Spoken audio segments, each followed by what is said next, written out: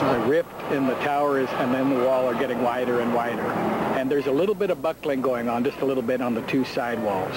You say you can notice the difference? I can notice that the seam is opening up. Even with the naked eye, I can tell a difference, a big difference between this morning and last night, and maybe a little difference between this afternoon and this morning. Word tonight is the church will be demolished. Tuesday's earthquake and aftershocks have caused at least $50 million in damage to the business and residential areas of the community of Watsonville. In the East Bay, on the collapsed portion of the Nimitz Freeway, 18 bodies have now been pulled from the rubble, some identified, some not. More recovery work will take the better part of a week, perhaps even longer. Laura Zimmerman tonight has been on the scene. She's been there all day and night, and she has this report. It's a grim scene. Body after body lifted out, carried away from the Cyprus section of Interstate 880. Crews are working from both ends of the mile-and-a-half-long section that collapsed when the killer earthquake hit Tuesday evening.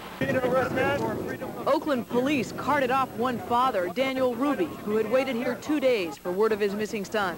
He'd crossed police barricades once too often. Worked with Caltrans.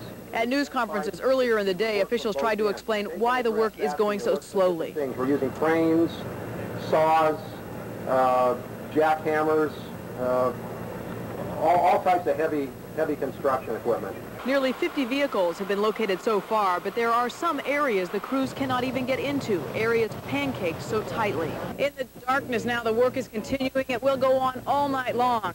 There is one positive note coming from the crews who are up there working.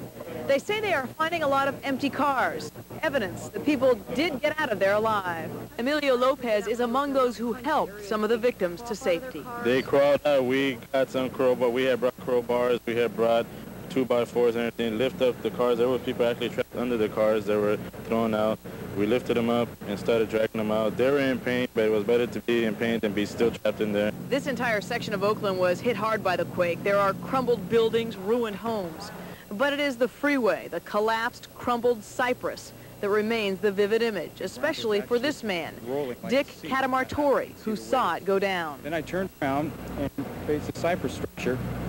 I saw it shake for about a good second, then it just went down like sand, a sandcastle just crumbled. In West Oakland, for KNTV, I'm Laura Zimmerman, the San Jose News Channel.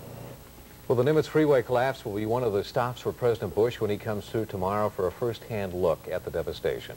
Still ahead tonight, San Jose has come out relatively light as far as damage. We're going to show you how the city is now regrouping to help our less fortunate neighbors. Plus, we'll show you what you'll need to do to prepare for any more stronger or deadlier aftershocks.